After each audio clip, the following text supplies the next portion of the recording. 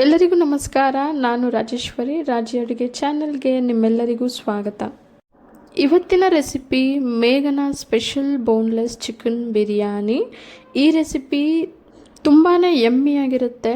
ಚಿಕ್ಕ ಮಕ್ಕಳು ಸಹ ಹ್ಯಾಪಿಯಾಗಿ ತಿನ್ನಬಹುದು, ಅಷ್ಟು ಯಮ್ಮಿಯಾಗಿ ರುಚಿಯಾಗಿ ಇರುತ್ತೆ ಈ ಬಿರಿಯಾನಿ. ತುಂಬ ಜನ ಹಲವಾರು ರೀತಿಯಲ್ಲಿ ಮಾಡ್ತಾರೆ. ನಾನು ಇವತ್ತು ಸೇಮ್ ಮೇಘನಾ ಫುಡ್ಸ್ ರೆಸ್ಟೋರೆಂಟ್ ಸ್ಟೈಲಲ್ಲೇ ಬಿರಿಯಾನಿನ ಮಾಡಿ ತೋರಿಸ್ತೀನಿ. ಬೆಂಗಳೂರಲ್ಲಿರೋ ಮೇಘನಾ ಫುಡ್ಸ್ ಬಿರಿಯಾನಿ ತಿಂದಿರೋರಿಗೆ ಗೊತ್ತೇ ಇರುತ್ತೆ. ಮಸಾಲ ಎಲ್ಲ ತುಂಬ ಮೈಲ್ಡಾಗಿ ಎಮ್ಮಿಯಾಗಿ ಟೇಸ್ಟಿಯಾಗಿರುತ್ತೆ.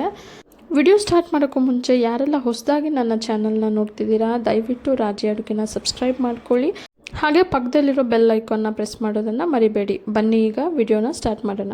ಮೊದಲಿಗೆ ನಾನು ಇಲ್ಲಿ 3/4 kg ಬೋನ್ಲೆಸ್ ಚಿಕನ್ ತೊಗೊಂಡಿದ್ದೀನಿ. ಇದಕ್ಕೆ 2 ಟೀ ಸ್ಪೂನಷ್ಟು ಖಾರದ ಪುಡಿ, 1/4 ಟೀ ಸ್ಪೂನಷ್ಟು ಜೀರಿಗೆ ಪುಡಿ, ಅರ್ಧ ಟೀ ಸ್ಪೂನಷ್ಟು ಗರಂ ಮಸಾಲ, 1 ಟೇಬಲ್ ಸ್ಪೂನಷ್ಟು ಮೊಸರನ್ನ ಸೇರಿಸಿ, ನಂತರ 1 ಟೇಬಲ್ ಸ್ಪೂನಷ್ಟು ಶುಂಠಿ ಬೆಳ್ಳುಳ್ಳಿ ಪೇಸ್ಟು, ರುಚಿಗೆ ತಕ್ಕಷ್ಟು ಉಪ್ಪು, 1 ಮೊಟ್ಟೆಯನ್ನು ಸೇರಿಸಿ ಚೆನ್ನಾಗಿ ಮಿಕ್ಸ್ ಮಾಡ್ಕೋಬೇಕು. ಚಿಕನ್ನ ಆದಷ್ಟು ಚಿಕ್ಕದಾಗಿ ಕಟ್ ಮಾಡ್ಕೊಳ್ಳಿ. ಈಗ ಮಸಾಲ ಎಲ್ಲ ಚೆನ್ನಾಗಿ ಮಿಕ್ಸ್ ಆಗಿದೆ. ನಂತರ ಇದಕ್ಕೆ 2 ಟೇಬಲ್ ಸ್ಪೂನಷ್ಟು ಕಾರ್ನ್ಫ್ಲೋರನ್ನು ಸೇರಿಸಿ ಮತ್ತೊಮ್ಮೆ ಚೆನ್ನಾಗಿ ಮಿಕ್ಸ್ ಮಾಡಿ ಇದನ್ನು ಅರ್ಧ ಗಂಟೆಗಳ ಕಾಲ ಅಥವಾ 1 ಗಂಟೆ ಮ್ಯಾರಿನೇಟ್ ಆಗೋದಕ್ಕೆ ಬಿಡಬೇಕು. ಈಗ ಒಂದು ಪಾತ್ರೆಯಲ್ಲಿ 1.5 ಲೀಟ್ರಷ್ಟು ನೀರನ್ನು ತೊಗೊಂಡಿದ್ದೀನಿ. ಇದಕ್ಕೆ 3 ಪಲಾವ್ ಎಲೆ, 3 ಇಂಚು ಚಕ್ಕೆ, 4 ಲವಂಗ, 2 ಏಲಕ್ಕಿನ ಸೇರಿಸಿ 1 ಅವರ್ ನೆನೆಸಿಟ್ಟಿರೋ ಬಾಸ್ಮತಿ ಅಕ್ಕಿಯನ್ನು 2 ಗ್ಲಾಸಷ್ಟು ನಾನೀಗ ಸೇರಿಸ್ಕೊಂಡಿದ್ದೀನಿ. ನಂತರ ರುಚಿಗೆ ತಕ್ಕಷ್ಟು ಉಪ್ಪನ್ನು ಸೇರಿಸಿ ಪೂರ್ತಿಯಾಗಿ 90 ಭಾಗ ಇದನ್ನು ಬೇಯೋದಕ್ಕೆ ಬಿಡಬೇಕು. 90 ಭಾಗ ಬೆಂದ ನಂತರ ನೀರೆಲ್ಲ ಬಗ್ಗಿಸಿ ಸೈಡಿಗೆ ಇಟ್ಕೋಬೇಕು. ಇದು ಬೇಯೋ ಅಷ್ಟರಲ್ಲಿ ಮ್ಯಾರಿನೇಟ್ ಮಾಡಿಟ್ಟಿರೋ ಚಿಕನ್ನ ಬಿಸಿ ಎಣ್ಣೆಗೆ ಒಂದೊಂದಾಗಿ ಸೇರಿಸ್ತಾ ಕಬಾಬ್ ಬೇಯಿಸೋ ರೀತಿಲೇ ಚೆನ್ನಾಗಿ ಬೇಯಿಸಿ ಸೈಡಿಗೆ ಇಟ್ಕೊಳ್ಳೋಣ. ಈ ಚಿಕನ್ನ 8ರಿಂದ 10 ನಿಮಿಷ ಬೇಯಿಸ್ಕೊಂಡಿದ್ದೀನಿ. ಈಗ ಇದೇ ಕಡಾಯಲ್ಲಿ 3 ಟೇಬಲ್ ಸ್ಪೂನಷ್ಟು ಎಣ್ಣೆನ ಸೇರಿಸ್ಕೊಂಡಿದ್ದೀನಿ. ಎಣ್ಣೆ ಬಿಸಿಯಾದ ನಂತರ ಅರ್ಧ ಟೀ ಸ್ಪೂನಷ್ಟು ಜೀರಿಗೆ, ಸ್ವಲ್ಪ ಕರಿಬೇವು, 4 ಹಸಿಮೆಣಸಿನ್ಕಾಯಿನ ಸಣ್ಣಗೆ ಹೆಚ್ಚಿ ಸೇರಿಸ್ಕೊಂಡು 2 ನಿಮಿಷ ಫ್ರೈ ಮಾಡ್ಕೊಬೇಕು. ನಂತರ 2 ಮೀಡಿಯಮ್ ಸೈಜ್ ಈರುಳ್ಳಿಯನ್ನು ಸಣ್ಣಗೆ ಹೆಚ್ಚಿ ಸೇರಿಸ್ಕೊಂಡಿದ್ದೀನಿ. ಈರುಳ್ಳಿ 2 ನಿಮಿಷ ಫ್ರೈ ಆದಮೇಲೆ 1/4 ಟೀ ಸ್ಪೂನಷ್ಟು ಪುಡಿ ಉಪ್ಪನ್ನು ಸೇರಿಸಿ ಮತ್ತೆ 2 ನಿಮಿಷ ಫ್ರೈ ಮಾಡ್ಕೊಳ್ತೀನಿ. ನಂತರ ಇದಕ್ಕೆ 1 ಟೀ ಸ್ಪೂನಷ್ಟು ಶುಂಠಿ ಬೆಳ್ಳುಳ್ಳಿ ಪೇಸ್ಟನ್ನು ಸೇರಿಸಿ 2 ನಿಮಿಷ ಫ್ರೈ ಮಾಡ್ಕೋಬೇಕು. ಈಗ 3 ಮೀಡಿಯಮ್ ಸೈಜ್ ಟೊಮೊಟೊನ ಪ್ಯೂರಿ ಮಾಡಿ ಸೇರಿಸ್ಕೊಳ್ತಾ ಇದ್ದೀನಿ. ಟೊಮೊಟೊ ಪ್ಯೂರಿ ಸೇರಿಸಿದ ನಂತರ 2 ನಿಮಿಷ ಹೈ ಫ್ಲೇಮಲ್ಲೇ ಬೇಯಿಸ್ಕೋಬೇಕು. ನಂತರ ಇದಕ್ಕೆ ಅರ್ಧ ಟೀ ಸ್ಪೂನಷ್ಟು ಅರಿಶಿನ ಪುಡಿ, 1 ಟೇಬಲ್ ಸ್ಪೂನಷ್ಟು ಖಾರದ ಪುಡಿ, ಅರ್ಧ ಟೀ ಸ್ಪೂನಷ್ಟು ಗರಂ ಮಸಾಲಾನ ಸೇರಿಸಿ 3ರಿಂದ 4 ನಿಮಿಷ ಮೀಡಿಯಮ್ ಫ್ಲೇಮಲ್ಲೇ ಬೇಯಿಸ್ಕೊಳ್ಳೋಣ. ನಂತರ ಇದಕ್ಕೆ 50 ml ಅಷ್ಟು ನೀರನ್ನು ಸೇರಿಸಿ 4 ನಿಮಿಷ ಮೀಡಿಯಮ್ ಫ್ಲೇಮಲ್ಲೇ ಬೇಯಿಸ್ಕೋಬೇಕು.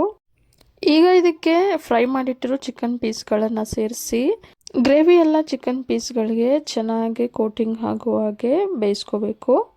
ಗ್ರೇವಿ ಎಲ್ಲ ಚಿಕನ್ ಪೀಸ್ಗಳಿಗೆ ಚೆನ್ನಾಗಿ ಕೋಟಿಂಗ್ ಆಗಿದೆ. ಈಗ ಇದಕ್ಕೆ 2 ಟೇಬಲ್ ಸ್ಪೂನಷ್ಟು ಫ್ರೆಶ್ ಕ್ರೀಮನ್ನು ಸೇರಿಸಿ 2 ನಿಮಿಷ ಬೇಯಿಸ್ಕೋಬೇಕು. ಫ್ರೆಶ್ ಕ್ರೀಮನ್ನು ಸೇರಿಸಿದ ನಂತರ ತುಂಬ ಹೊತ್ತು ಬೇಯಿಸಬಾರ್ದು. ಈಗ ಸ್ವಲ್ಪ ಕೊತ್ತಂಬರಿಯನ್ನು ಸೇರಿಸಿ ಇದನ್ನು ಸೈಡಿಗೆ ಇಟ್ಕೊಳ್ಳೋಣ. ಈಗ most important masala gravy for rice ಹೇಗೆ ಮಾಡೋದು ಅಂತ ನೋಡೋಣ. ಒಂದು ಕಡಾಯಿನಲ್ಲಿ 2 ಟೇಬಲ್ ಸ್ಪೂನ್ ಎಣ್ಣೆನ ಸೇರಿಸಿ ಎಣ್ಣೆ ಬಿಸಿಯಾದ ನಂತರ 4 ಲವಂಗ, 1.5 ಇಂಚು ಚಕ್ಕೆ, 2 ಏಲಕ್ಕಿ, 1 ಸ್ಟಾರ್ ಹೂವು, ಸ್ವಲ್ಪ ಅನಾನಸ್ ಹೂವು, ಅರ್ಧ ಕಪ್ ಏಲಕ್ಕಿ, ಚೂರು ಕಲ್ಲು ಹೂವನ್ನು ಸೇರಿಸಿ 3 ಮೀಡಿಯಮ್ ಸೈಜ್ ಈರುಳ್ಳಿಯನ್ನು ಸಣ್ಣಗೆ ಕಟ್ ಮಾಡಿ ಸೇರಿಸ್ಕೊಳ್ತಾ ಇದ್ದೀನಿ. ಈರುಳ್ಳಿ ಪೂರ್ತಿಯಾಗಿ ಲೈಟ್ ಬ್ರೌನ್ ಆಗೋವರೆಗೂ ಫ್ರೈ ಮಾಡ್ಕೋಬೇಕು. ನಂತರ 4 ಹಸಿಮೆಣಸಿನ್ಕಾಯಿನ ಮಧ್ಯಕ್ಕೆ ಸೀಳಿ ಸೇರಿಸ್ಕೊಳ್ತಾ ಇದ್ದೀನಿ. 1 ಟೀ ಸ್ಪೂನಷ್ಟು ಶುಂಠಿ ಬೆಳ್ಳುಳ್ಳಿ ಪೇಸ್ಟನ್ನು ಸೇರಿಸಿ 2 ನಿಮಿಷ ಫ್ರೈ ಮಾಡ್ಕೋಬೇಕು. ಈಗ 1 ಟೊಮೊಟೊನ ಪ್ಯೂರಿ ಮಾಡಿ ಸೇರಿಸ್ಕೊಂಡು ಟೊಮೊಟೊ ಎಲ್ಲ ಪೂರ್ತಿಯಾಗಿ ಬೆಂದು ಸೈಡಲ್ಲೆಲ್ಲ ಎಣ್ಣೆ ಬಿಟ್ಕೊಳ್ಳೋವರೆಗೂ ಬೇಯಿಸ್ಕೋಬೇಕು. ಟೊಮೊಟೊ ಎಲ್ಲ ಈಗ ಚೆನ್ನಾಗಿ ಬೆಂದಿದೆ. ಈಗ ಇದಕ್ಕೆ 1/4 ಟೀ ಸ್ಪೂನಷ್ಟು ಅರಿಶಿನ ಪುಡಿ, 1 ಟೀ ಸ್ಪೂನಷ್ಟು ಖಾರದ ಪುಡಿಯನ್ನು ಸೇರಿಸಿ ಮೀಡಿಯಮ್ ಫ್ಲೇಮಲ್ಲೇ 2 ನಿಮಿಷ ಬೇಯಿಸ್ಕೊಳ್ಳೋಣ.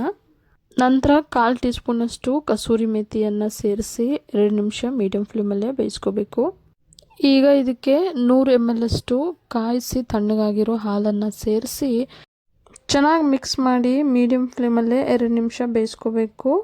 ನಂತರ ರುಚಿಗೆ ತಕ್ಕಷ್ಟು ಕಲ್ಲುಪ್ಪನ್ನು ಸೇರಿಸಿ ಮತ್ತೆ 2 ನಿಮಿಷ ಬೇಯಿಸ್ಕೋಬೇಕು. ಈಗ ಇದಕ್ಕೆ ಸಣ್ಣಕ್ಕೆ ಹೆಚ್ಚಿರೋ ಕೊತ್ತಂಬರಿ ಸೊಪ್ಪನ್ನು ಸೇರಿಸ್ಕೊಳ್ತಾ ಇದ್ದೀನಿ. ನಂತರ ಅರ್ಧ ಕೈ ಹಿಡಿಯಷ್ಟು ಪುದೀನ ಎಲೆಗಳನ್ನು ಸೇರಿಸ್ಕೊಳ್ತಾ ಇದ್ದೀನಿ. ಕೊತ್ತಂಬರಿ ಹಾಗೂ ಪುದೀನನ ಸೇರಿಸಿದ ನಂತರ ಮೀಡಿಯಮ್ ಫ್ಲೇಮಲ್ಲೇ 4 ನಿಮಿಷ ಬೇಯಿಸ್ಕೊಂಡ್ರೆ ಗ್ರೇವಿ ರೆಡಿ ಆಗುತ್ತೆ. ಈಗ ಈ ಗ್ರೇವಿಯನ್ನು 1 ಟೇಬಲ್ ಸ್ಪೂನಷ್ಟು ನಾನು ಸೈಡಿಗೆ ಇಟ್ಕೊಳ್ತಾ ಇದ್ದೀನಿ. ಈ ಗ್ರೇವಿಗೆ ಹಾಲನ್ನು ಸೇರಿಸಿರೋದ್ರಿಂದ ತುಂಬಾ ಎಮ್ಮಿಯಾಗಿ ಫ್ಲೇವರ್ಫುಲ್ಲಾಗಿ ಸಾಫ್ಟಾಗಿರುತ್ತೆ. ಈಗ ಇದಕ್ಕೆ ಮೊದಲೇ ಬೇಯಿಸಿಟ್ಕೊಂಡಿರೋ ಬಾಸ್ಮತಿ ಅನ್ನನ ಸೇರಿಸ್ಕೊಳ್ಳೋಣ. 90% ಬೆಂದ ಮೇಲೆ ನೀರನ್ನು ಬಗ್ಗಿಸಿ ಇಟ್ಕೊಂಡಿದ್ದಂತಹ ಬಾಸ್ಮತಿ ಅನ್ನ ಇದು. ಇವಾಗ ಅನ್ನನ ಈವನ್ನಾಗಿ ಸ್ಪ್ರೆಡ್ ಮಾಡಬೇಕು. ಈಗ ಇದ್ರ ಮೇಲೆ ಸೈಡಿಗೆ ಎತ್ತಿಟ್ಕೊಂಡಿದ್ದಂತಹ 1 ಟೇಬಲ್ ಸ್ಪೂನಷ್ಟು ಗ್ರೇವಿಯನ್ನು ಈ ರೀತಿ ಸೇರಿಸ್ಬೇಕು. ನಂತರ ಇದ್ರ ಮೇಲೆ ಸ್ವಲ್ಪ ಪುದೀನ ಎಲೆಗಳನ್ನು ಸೇರಿಸ್ತಾ ಇದ್ದೀನಿ. ಹಾಗೆ 1 ಟೇಬಲ್ ಸ್ಪೂನಷ್ಟು ತುಪ್ಪನ ಸೇರಿಸಿ ಕೇಸರಿ ನೆನೆಸಿಟ್ಟ ಬಿಸಿನೀರನ್ನು 1 ಟೇಬಲ್ ಸ್ಪೂನಷ್ಟು ಇದ್ರ ಮೇಲೆ ಸೇರಿಸ್ಕೊಳ್ತಾ ಇದ್ದೀನಿ. ಕೇಸರಿಯನ್ನು ಹಾಲಲ್ಲೂ ಸಹ ನೀವು ನೆನೆಸಿ ಸೇರಿಸ್ಕೋಬೋದು. ನಾನು ಈಗಾಗಲೇ ಗ್ರೇವಿಗೆ ಹಾಲನ್ನು ಬಳಸಿರೋದ್ರಿಂದ ಬಿಸಿನೀರಲ್ಲೇ ಕೇಸರಿನ ನೆನೆಸಿಟ್ಟಿದ್ದೆ. ನಂತರ ಇದ್ರ ಮೇಲೆ 1 ಟೀ ಸ್ಪೂನಷ್ಟು ಫ್ರೆಶ್ ಕ್ರೀಮನ್ನು ಸೇರಿಸ್ಕೊಳ್ತಾ ಇದ್ದೀನಿ. ಮೇಘನ ಸ್ಪೆಷಲ್ ಬೋನ್ಲೆಸ್ ಚಿಕನ್ ಬಿರಿಯಾನಿ ಏನಕ್ಕೆ ಅಷ್ಟು ಎಮ್ಮಿ ಹಾಗೆ ಸಾಫ್ಟಾಗಿ ಇರುತ್ತೆ ಅಂದರೆ ಕಾರಣ ಇದೇನೆ. ಈಗ ಅರ್ಧದಷ್ಟು ನಿಂಬೆಹಣ್ಣು ರಸನ ಮೇಲೆ ಈ ರೀತಿ ಸೇರಿಸ್ಕೊಳ್ತಾ ಇದ್ದೀನಿ. ಇದರಲ್ಲಿ ಬಳಸಿರೋ ಸ್ಪೈಸಸ್ಸು, ಹಾಲು, ಕಸೂರಿ ಮೇಥಿ, ಫ್ರೆಶ್ ಕ್ರೀಮು, ತುಪ್ಪ ಹಾಗೆ ಕೇಸರಿ ನೀರು ಇದೆಲ್ಲನೂ ಒಳ್ಳೆ ಫ್ಲೇವರ್ ಕೊಡುತ್ತೆ. ನಿಂಬೆಹಣ್ಣು ರಸನ ಸೇರಿಸಿದ ನಂತರ ಲಿಡ್ಡನ್ನು ಮುಚ್ಚಿ ಮೀಡಿಯಮ್ ಫ್ಲೇಮಲ್ಲೇ 5 ನಿಮಿಷ ಹಾಗೆ ಬೇಯಿಸ್ಕೊಂಡಿದ್ದೆ. ಮೇಘನ special boneless chicken biryani serve ಮಾಡೋಕ್ಕೆ ರೆಡಿಯಾಗಿದೆ. ಬರ್ತ್ಡೇ ಪಾರ್ಟಿಗಳಿಗೆ, ಗೆಟ್ ಟುಗೆದರ್ ಇದ್ದಾಗ ಅಥವಾ ಮನೆಗೆ ಯಾರಾದರೂ ಗೆಸ್ಟ್ ಬಂದಾಗ ಈ ರೀತಿ ಸ್ಪೆಷಲ್ ಬಿರಿಯಾನಿ ಮಾಡಿಕೊಟ್ರೆ ತುಂಬಾ ಸರ್ಪ್ರೈಸಿಂಗ್ ಆಗಿರುತ್ತೆ. ಹಾಗೆ ತುಂಬಾ ಇಷ್ಟಪಟ್ಟು ತಿಂತಾರೆ.